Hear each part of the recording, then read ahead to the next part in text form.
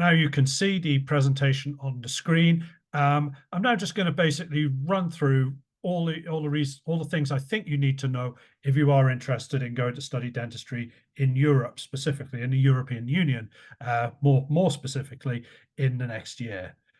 Basically, some of you won't know who we are. You might just have received a link from your school in the last week inviting you to come along. So who are we?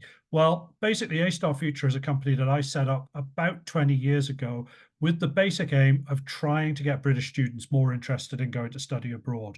We didn't set up specifically interested in dentistry or medicine, anything like that. It was all about trying to get people to go abroad because it's a fabulous opportunity and we wanted more people from the UK to engage with it. Now, obviously, as you can imagine, a lot of change has changed in the last 20 years. So we've seen countries come and go. We've seen, courses come and go. But the one thing that's grown and keeps growing is the number of people who want to go abroad and study dentistry.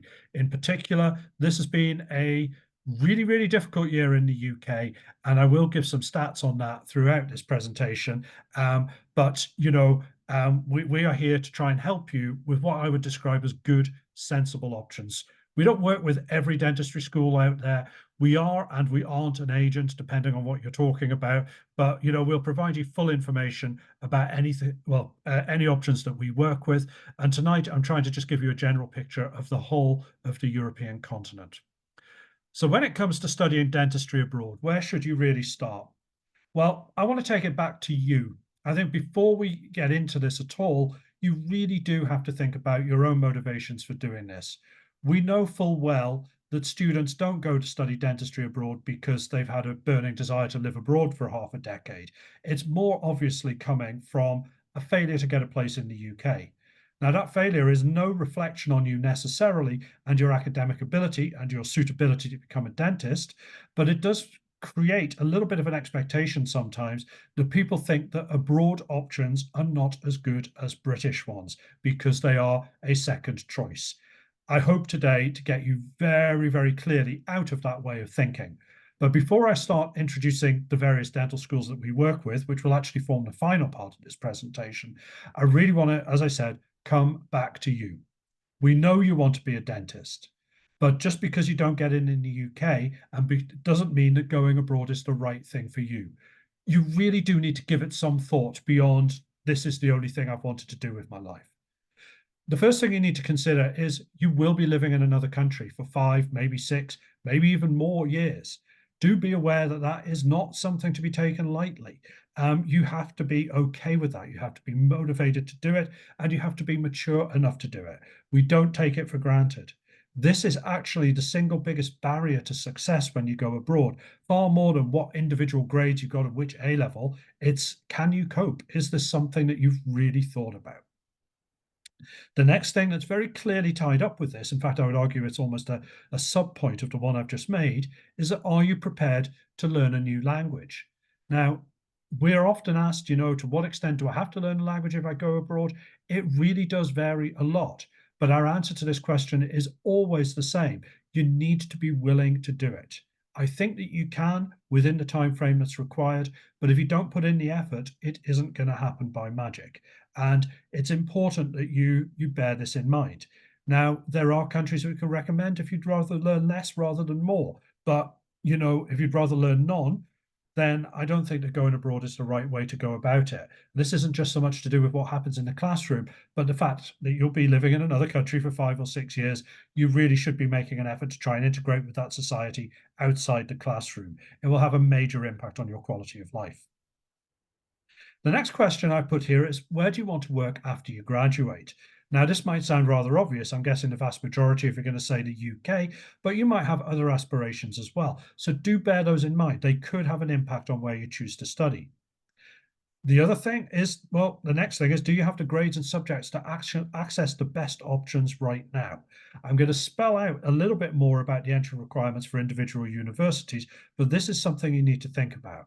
And no less important than that is, do you have the money to pay for it? Now, I'm not going to talk an awful lot about money throughout this presentation. I do just want to get one general point up front established about money. And that is that you are going to have to pay for this from your own resources. It's not going to be something that Student Finance England is going to fund. You are not going to get scholarships. You're not going to get bursaries. Let's be honest, if universities abroad are teaching dentistry in English, they are doing so to make money, not to give it to British kids who've ended up at their universities abroad. So it's important to understand that. I'll give you a couple of numbers later on to give you a kind of idea as to what you are letting yourself in for financially. But the reason why we scheduled this webinar right now, and the reason why we like to talk at this time of year about dental schools, even though you might be thinking that the UK is your number one priority right now, is that this is the perfect time to do your research into your various options. You're already going to know that you're expected to come back into year 13 with a plan as to where you want to apply. We suggest that you also have a backup plan for where you might like to apply abroad, but there's no necessary reason to act on that right away. But when you are looking at the options abroad for dentistry, I think these are the key things you need to be aware of, or the key questions that you need to ask.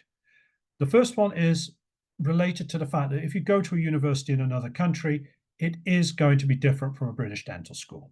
There's no two ways about that.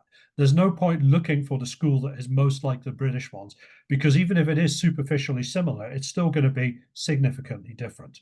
So you do need to think a little bit about how do dental schools teach. Some will have approaches like problem-based learning that you might have come across. Some countries like Bulgaria and Central European countries have an emphasis on oral exams, which is really not a feature of British universities at all. The biggest problem we found with students going abroad, the biggest thing that they struggle to adapt to, either in the entrance exam or when they finally actually arrive there, is that a lot of universities have like multiple choice exams and they use things like negative marking. And that is something that upsets a lot of British students when they get there. So just, familiarize yourself with whether or not you're going to an option where these things are relevant. As I've already mentioned, language requirements and the extent to which these are necessary and the timing which you've got to learn the language in, this can vary a lot. Some degree programs will actually be bilingual, meaning that you might only be studying in English for the first year, 2 years, and then you switch over to the local language. That's obviously going to be more demanding than if you only need a little bit for the clinics later on.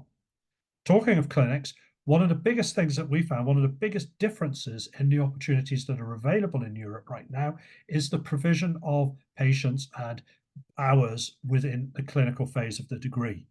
You've got to have 1,600 hours if you want to come back to the UK and work as a dentist. Some countries far exceed this, other ones, I am not so sure.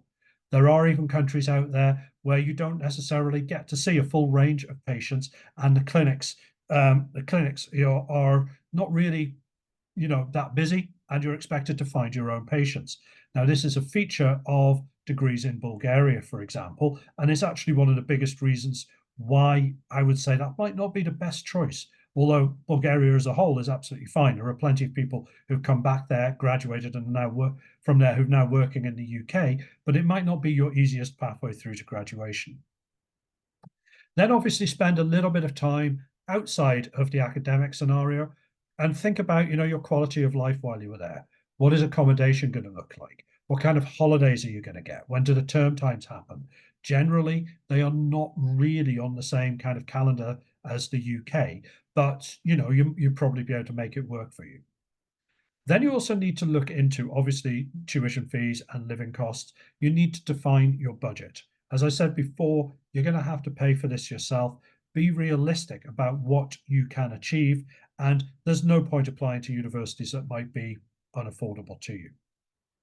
Now, the next question is one that you'll find quite difficult to get an answer to from individual universities, but I think it's hugely important. What is their graduation rate? And what I mean by this is how many of the students who start on day one in the first year will graduate on time on the last day in the fifth year or the sixth year? What proportion of students are able to do that? Now, in some Central European countries, that proportion might actually be very low. It could only be like 20, 25%. Now, that sounds quite terrible, but it's actually a fact of life in most European universities for most subjects. So it's not really that worrying in that sense, but it is worrying in the sense that you are committing to be abroad for 5 years. And if you fail something and have to repeat a year, it could extend to 6, 7, 8 years, maybe never. So it is important to look into the graduation rates for the universities you're going to and try to understand the reasons why those statistics might not be that good.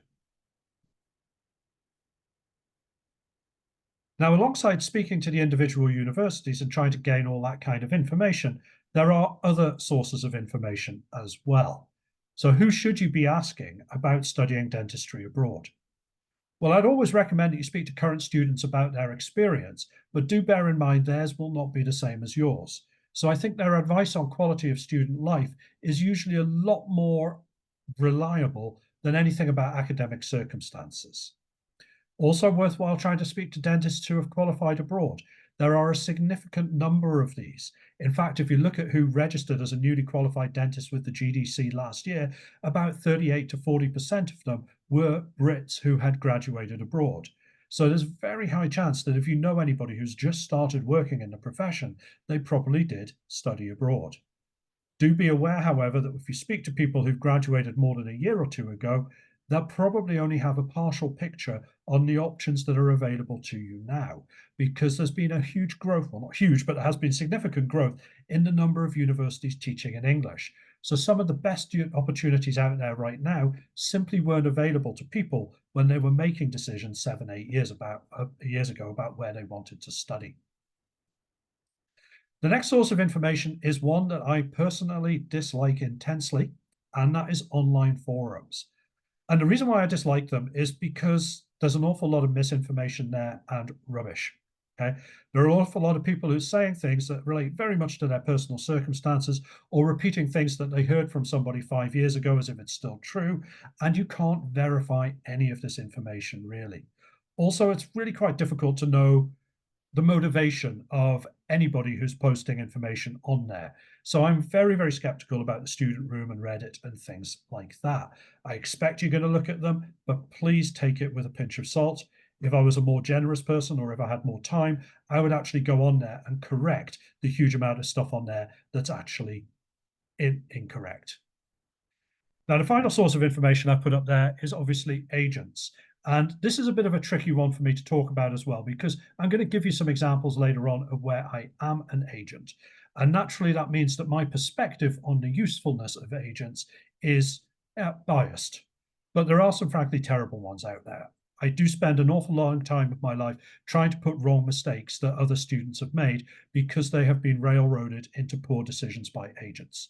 So the only things I will say about agents is on the plus side, they have got loads of experience. They know loads of universities. They've helped loads of people like you. You, by definition, will be going through this for the first time in your life. They probably know stuff that you don't. Where I would be a little bit skeptical is where you get the impression that they're trying to push you towards an option that you're not ready to sign up for, or you're not convinced that it's the right fit for you. This happens when agencies are determined to make their money immediately up front. I'm not so worried about that myself. I know I'm going to get paid anyway, sooner or later. And also when their options are not really perhaps the best ones. So they're not necessarily acting in your best interests. So all I would say is by all means speak to agents. Don't worry about submitting an application through an agency rather than direct. It's unlikely to actually cost you any more. If there are additional costs involved in going through an agent, it's usually for services that are unavoidable, like translation and helping with visas. You're going to end up paying somebody anyway. Okay. But there are some examples as well of agencies asking for huge fees upfront before they'll even tell you anything. Yeah, I hope these guys' time is limited and I wouldn't waste time on them, frankly. But to be honest, talk to us. I'll tell you when we're acting as an agent. I'll tell you when we are not. And I think transparency is the key in that particular area. So I've covered now what you should be doing at this moment in time, which is researching your options, speaking to people, getting a good overview of what is possible. What I'd like to move on to now is talking about when you actually push the button on an application. Now, this is tricky, or can be tricky, for the simple reason that I've posted here on this slide. If you are also applying in the UK, things get a little bit more complicated. If you're not, then apply whenever you're ready. Clearly, some universities are first come, first served, so they'll have places available earlier in the year rather than later. But as long as you know that, you can make a decision when you are ready and not before. And if some options are gone by then, well, that's tough luck, but I will do my best to explain which options are likely to go quickest. If you are applying in the UK, then I'm going to go into that in more detail on the next slide. But the reason why I don't encourage you to apply right now is primarily because there are a limited number of places abroad, and we cannot offer you an insurance place. We cannot give you a genuine plan B in case things don't work out in the UK. And most universities that we work with will not refund any money that you pay to reserve a place, and that could be anywhere between 3 and 11,000 euros. So unless you've got that kind of money to waste, it's not a good idea to apply until you actually know that you need a place. I would, however, say that if you are planning on applying in the UK, please be brutally honest when assessing your chances. If your GCSE grades already don't support an application, if your predicted grades don't support it, or if your UCAT score comes through and is a little bit borderline, then it might be best not to try in the UK, because by the time you've been through the cycle and tried to get in the UK, your options abroad could be limited, as I will show you here on this slide. The big problem we have is that applications abroad and UCAS applications do not fit together at all. Okay, it's going to be awkward, it's going to be difficult. But looking at the UCAS timeline and trying to explain what this means for you, obviously, if we start with the mid-October application deadline, that's when you're going to have your places already, well, your application's already made in the UK. Now, if you get rejected really quite quickly and you're not called to interview, then there shouldn't be any problem finding you a place abroad. If you get interviews and then are rejected, well, that used to always be the third week of March when you found out, but these days it could also be into May, possibly even beginning of June. If that's the case, then a lot of the countries that we work with will already be full. You will definitely have missed out on a lot of options.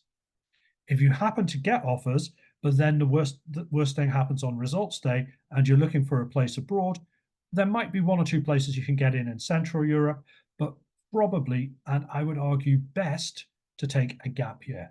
Don't be fixated on getting in, particularly if you're going to end up at a suboptimal location. So, it's worthwhile taking a year to get it right rather than starting and thinking, well, this wasn't what I really wanted. So I'd now like to move on to looking at what kind of things EU dental schools look at when they are making offers. What do you need? Well, I am generalizing here, of course. It would be impossible to go through every individual university. But as a whole, the single most important thing is going to be your A-levels. And in my experience, if you have ABB or better, including biology and chemistry, most options are available to you. CCC or better, probably somewhere that you can apply to. Below that, please reset. You haven't yet done anything that demonstrates you're capable of becoming a dentist. Don't be tempted to rush off into a terrible decision simply because they're going to make you an offer. Okay, it probably won't work out. Don't be in a hurry to do that. You are far better off resetting your A-levels and having more options the following year than you are pursuing a terrible option straight away. Because when that option doesn't work out, you'll still be stuck with terrible A-level grades and they won't be able to help you anywhere else. Now, in some countries, it's your predicted grades that need to be good rather than your actual results. It might sound a little bit weird, but in many countries in Europe, an offer from a university is actually a legally binding contract. That means once you've received it, it cannot be withdrawn, except in the event that you don't pay the money you're supposed to, or don't complete the matriculation process when you're supposed to, or you don't actually pass your A-levels and therefore don't ever graduate high school. But as long as you do all of those things, they can't take that place away from you. So I can point out some universities where if you want to get an unconditional offer lined up in September, October next year, or this year for next year, I can do that for you. BTECs and access to HE qualifications, these are not considered anywhere in the EU for dentistry. They are very rarely considered at all, but where they are, they don't work for dentistry. Now, here are some things that typically don't form part of the application process. Interviews, some universities interview, but it's actually quite rare. And when it does happen, it's more likely to be about your motivation and maturity than it is about your scientific knowledge. So if there are interviews, they're going to be slightly different than here in the UK. UCAT scores, nobody abroad is going to care too much. There were some in the past that used to look at BMAT scores. I'm not aware of any right now who switched over to using the UCAT as a, as a tool. I can't rule out that changing. It's useful information for me to know, but I'm not really going to judge you on what your UCAT score is. And in fact, if you don't have one, that's not a problem. Other things that international dental schools don't look at because, well, they don't usually look at them for their own students, things like work experience, EBQs, and stuff like that. They just don't really exist in other countries. So it's really not a problem for you to or to not have any of this, although clearly I'm not going to tell you not to do it. Likewise, personal statements and academic references, some universities will use them, most actually won't for assessment purposes. The thing that most universities do use, though, either instead of A-levels or in addition to them, are entrance exams. This is the main criterion for entry, and in fact, the only one in some countries like Italy. In some other countries like Bulgaria, it's kind of weighted depending on, it's like 50-50. So if your A-levels are better, you can do slightly worse on the entrance exam and things like that. The only countries which typically don't have entrance exams at all, although there are exceptions here as well, are Spain and Cyprus. And there are some universities where if your A-level grades are strong, you might be exempted from taking the exam. And if you already have a Bachelor's of Science degree, you might also be exempted from taking it.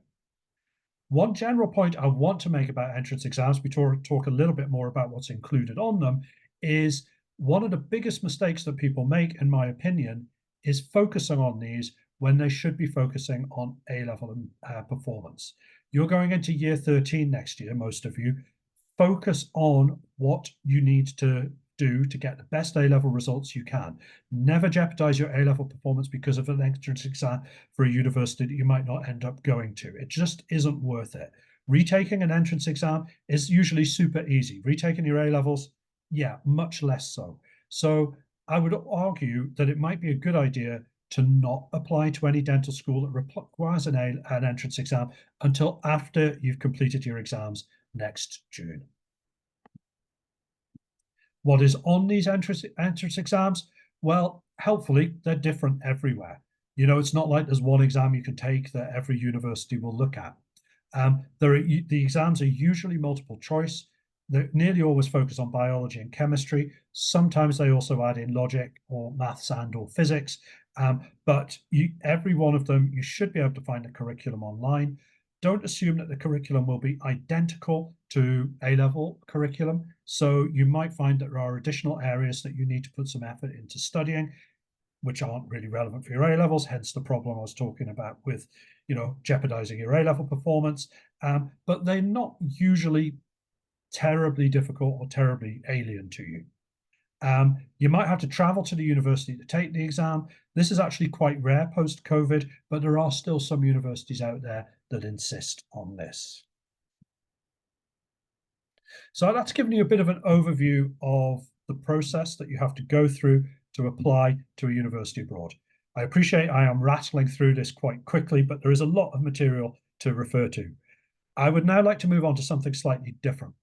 This is probably the question I get asked the most about studying dentistry abroad right now, and it relates to the overseas registration exam and recognition of your degree in the UK. Now, usually the question I get asked is my degree going to be recognized by the General Dental Council, the GDC? The short answer to that is recognized, well, accredited or whatever you want to call it, not really, because currently the GDC doesn't accredit any degree abroad directly. What it does is accept the accreditation of other accreditation agencies in other EU countries. So at this moment in time, and until 2028 at the earliest, if you graduate from within the European Union, you are going to be fine to work here. If you graduate after that, we don't know what's going to happen. I can already tell you that if you graduate outside the European Union, you're going to have to do the overseas registration exam. So that's places like Georgia, Serbia, Bosnia. That's a compelling reason why you shouldn't go there. In fact, just don't go to Georgia, full stop. Ireland, well, we have mutual recognition of qualifications that predates Brexit, predates EU membership. So, there's no problem there. But getting into an Irish dental school is extremely unlikely. What's going to happen with EU qualifications after 2028? I don't know. But as I already pointed out, about 40% of the dentists currently registering with the GDC every year come from the EU.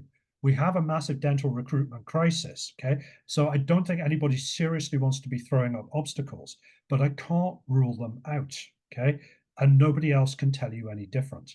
If you speak to an agent and they're promising it's going to be fine, or they're promising you that the ORE is going to be reformed and you'll be okay, or they're mentioning something like provisional recognition, yeah, just don't take it tremendously seriously. Now, as I can show you on this next slide, the most recent piece of news from the GDC on this is now 2 years and 1 day old. Nothing has changed since this. And that means we are now 2 years into the 5 years of continued recognition. So, and now you can see in 2022, 30% of all dentists had European qualifications who joined the EU register in 2022. It's gone up a little bit since then.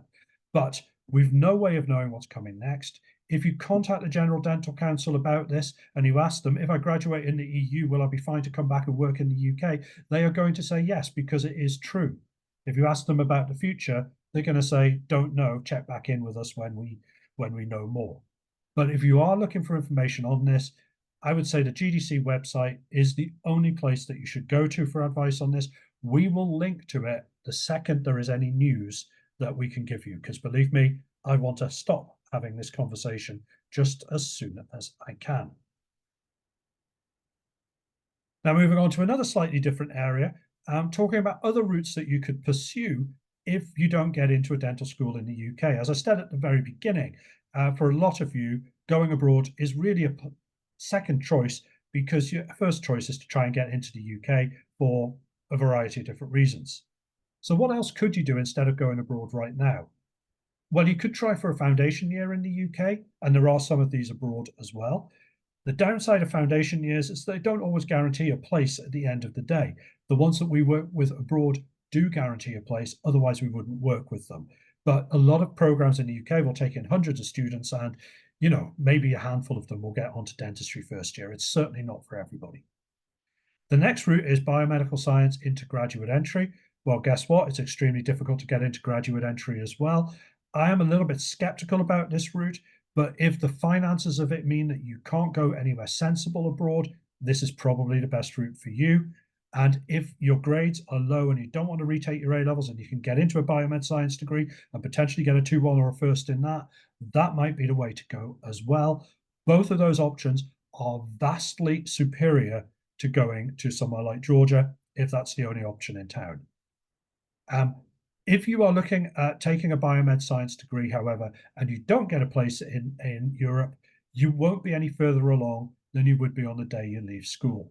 Credit recognition for biomed science degrees, this is really, really tricky. And this is one of the areas where the most scandals in international dental medical education have arisen in recent years. And most EU dental schools, in fact, all the EU dental schools currently, will not give you credit recognition. It only happens outside the EU, and it's another reason why you shouldn't go outside the EU. Now, obviously, this next thing I put here is slightly different as well. If you should manage to get into a dental school in the UK and you want to go abroad later, or if you get to a dental school in one country in the EU and you want to switch to another one, it is possible, but actually very, very complicated, and it will probably cost you a lot of time and a lot of money to do this, and the chances are that you will repeat a year. We do every year get 1 or 2 people who've started their degrees in Hungary or Poland, and we move them into Cyprus or Spain. It can be done, but don't go into it planning that. It's not a smart move. And another thing that I want to say as well is that some people imagine sometimes, well, if I get a place abroad, and then if people drop out in the UK, presumably I'll be able to come back and take a place in the second or the third year. Never happens. It does happen in other European countries. So if you go to a university in Spain or Bulgaria or whatever, and you're speaking to your German, Italian, French classmates, Yes, they might get a place back home in their second or third year. You won't. I'd now just like to move on to telling you what the options are in Europe. Currently, to the best of our knowledge, there are 44 dental schools teaching in English, or majority in English, in Europe. On this slide, we've put the countries that are the most available, shall we say. Spain and Poland have the most dental schools, and a few others. Yeah, but you will find examples in many other countries. There won't be any in like Germany, France, Netherlands, Scandinavia. These just don't exist in English. Usually the degrees take 5 years to complete, but in some European countries like Bulgaria, Croatia, Italy, I put at the bottom there, it takes 6 years to complete your degree. Not really that important from an educational point of view, very important from the loss of earnings point of view. Here I put a summary of the tuition fees for dentistry in Europe as well as the number of seats available in various countries. Now, this has to be an estimate because this information is impossible to come by from all dental schools, but I've done my best guesses here as to the number of seats available. The fees are accurate-ish to within a reason. Here you can see which countries are progressively more expensive. In Italy, there are more than 16 seats available, but there's only 16 for non-EU nationals, including Brits. If you're an EU national, your chances are a little bit better, but really not great. Bulgaria, as you can see there, 3 dental schools with around 300 places, €9,000. I would argue that is the cheapest sensible route.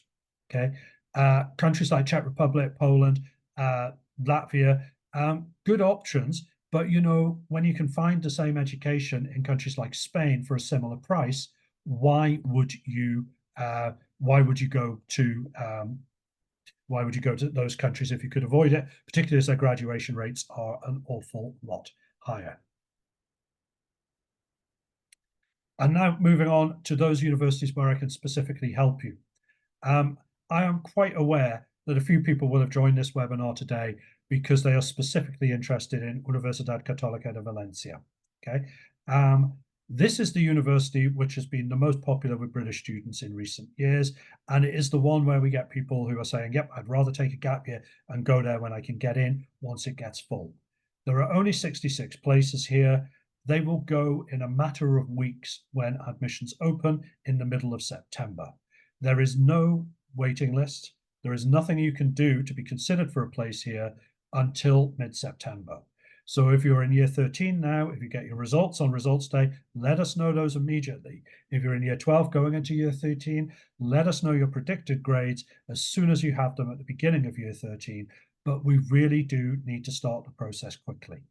I am absolutely not a person who's ever going to tell you that things are urgent unless they genuinely are. But in my experience of working with this university in recent years, you need to get moving quite quickly. The degree is taught fully in English. You will sign a contract saying that you will learn Spanish to level B2 on the European Framework of Reference by the end of year 3, because in year 4, the clinics and the labs are in Spanish, obviously. Roughly 65% of the students are from the UK. Aside from Bulgaria, that doesn't happen anywhere. ABB, including biology and chemistry, that's non-negotiable, but it's also quite modest. So our students are typically those who probably aren't quite good enough to get in the UK, but are plenty good enough to become dentists.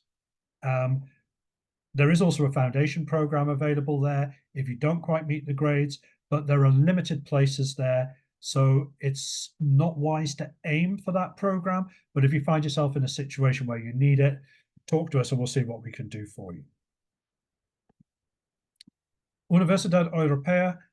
This is the next most popular university for us in Spain. They now have 4 campuses teaching dentistry in English or in English and Spanish. The Malaga one isn't yet open, but will be this October. We've got a number of students starting there this year. Not nearly as British. I would say the Malaga campus is slightly more British than the Madrid one, which is very French. The entry requirements there are a little bit different from at UCV. I can't really give you accurate entry requirements because they convert A-level grades into an equivalent of the Spanish Bachelorate, their high school diploma. If you tell us what grades you've got, particularly if you've got 4 A levels, or if you're doing the International Baccalaureate or something like that, we will be able to, make a rough assessment of your chances. Their admissions open a little bit later. There they have admissions rounds every month. The first one will be in December, but we'd want to get your application ready in November. Realistically, we should be able to get you a place there in January, February, March. After that, things might become a little bit trickier. UCAM is another university that's been very popular with British students. We've got more in there this year than we have at any others. This is in Cartagena. They used to have a campus in Murcia. You might still see reference to that, but it doesn't exist anymore, not in English. They do teach in Spanish there. Again, you need to learn Spanish. The entry requirements are ABB, but this is one of those universities where they make an unconditional offer. So once you have an offer, it won't be taken away from you as long as you pass your A levels. Realistically, however, I have to say we have on occasion had students there who got 3 Cs and went forward with their place anyway, even though we advised them maybe not a smart idea. Guess what? They struggled. So, be realistic. But if you are worried about getting ABB, but you think you'll be close, and you'd like to have the certainty that your offer wouldn't be taken away from you if you missed the grades, then UCAM is perhaps the one to consider. We've had some very, very happy students there. The next university that we work with is European University Cyprus. This university, again, teaches fully in English. The language requirement here is a lot lower than it is in Spain as well. So sometimes when we get students who are really paranoid about learning a language, Cyprus makes a lot more sense. I would say as well that the students we send to Cyprus tend to be amongst the happiest that we have anywhere. So I think this is a really, really good option. This university is renowned for being quite responsive to student wishes and needs. Their clinics are amazing. They've just doubled the size of them this year. They are right on top of underneath the classrooms. So you're going to be in one building for 5 years, plenty of patients, nothing really to worry about. Again, ABB are the entry requirements, but here we might be able to get you in without chemistry as long as you're doing physics or maths. And for anybody still looking for a place for this year, we could possibly get you in for a waiting list. The waiting list there isn't too horrendous, but if you'd like to apply for 2026, we can start that from around November. Now, here are some of the other universities that we work with as well. In Croatia, we work with Zagreb and Rijeka, and in Poland, we work with Wrocław Medical University as well. So you're welcome to get in touch and ask us anything about these particular universities as well. So that was everything that I felt that you needed to know, but I am sure there are lots of things that you also feel that you need to know as well. Before taking questions, though, I would just like to give you our email address here, our website, and where you can reach us on WhatsApp and Twitter. Although, to be fair, better to contact us by email, I would suggest. If you do have any questions that you'd like to ask, though, I would now invite you to put them into the Q&A, and I will do my best to get round to them. I can see that we have one already. I'm just going to refer to